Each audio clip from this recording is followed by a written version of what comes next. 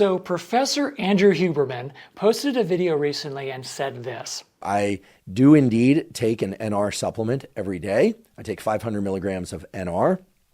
I also, and have separately taken, an NMN supplement. I take sublingual NMN. So I'll take anywhere from 1 to 2 grams of NMN as a sublingual powder, which, as the name suggests, you put it under your tongue and it dissolves there. It's got this kind of tangy flavor. And the goal for me in taking NR and NMN each day, and I should mention that sometimes I have just taken NMN or just NR to do the comparison between NR and NMN for me in a subjective way, just comparing what are my energy levels, how do I feel, whether or not there are any side effects, and then I've also taken them together, and I've arrived at a protocol where I take NR and NMN every single day. And the goal of that is indeed to increase NAD levels within my system. Now, he wanted to be very, very clear that he is not taking NR and NMN to raise NAD levels, thinking that raising NAD levels would actually extend lifespan. He doesn't believe that the data is strong enough to substantiate that yet, that raising NAD levels will extend lifespan in humans. But he does say that he has an open mind. He's keeping an open mind, saying that maybe that data will present itself in the future. He just doesn't feel like we're there yet. Speaking of NMN and NR about this video is when he talks about his own personal experience taking NR and NMN. And now I realize what I'm about to say is entirely subjective, and I really want to highlight that. What I'm about to describe is my experience. It is not based on any peer-reviewed studies.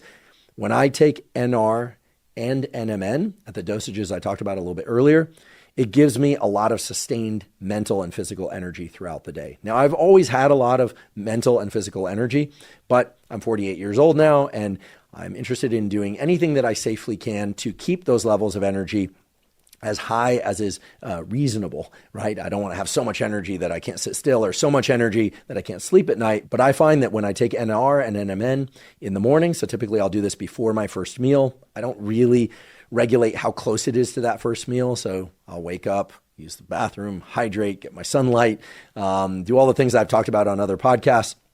But I'll take my NR and NMN sometime usually within about an hour or two of waking up, and typically at least 30 minutes to 2 hours before my first meal, which for me usually arrives around 11 a.m. So sometimes I'll take it long before my first meal. In any event, it gives me a lot of energy, and I seem to have that energy throughout the day. I have gone periods of time where I stopped taking NR and or NMN, and while I didn't feel as if I was completely depleted of energy, I did notice a decrement in energy compared to when I took NR and NMN. I find it refreshing to hear a scientist, especially a professor, willing to talk about his own personal experience, rather than only relying on this study and that study, etc. I just find myself really identifying with him in this video because my own experience with taking NMN has been very similar. I've made a couple of videos about that, which I can link down below. I have more energy. I just feel better when I'm taking NMN. I haven't taken NR yet, but I've been seriously considering that. I was thinking about alternating between the two, but now after watching that video, I'm thinking, maybe I should take them together. So my reasons for taking NMN are also very similar. I'm not so concerned about living to be 100 or 120 or 150. In fact, when I talk about longevity on this channel, I'm not so much talking about lifespan, meaning how long we live. I'm more focusing on health span, meaning how healthy we are during that time. Or as I like to say, how much life we have while we're still alive.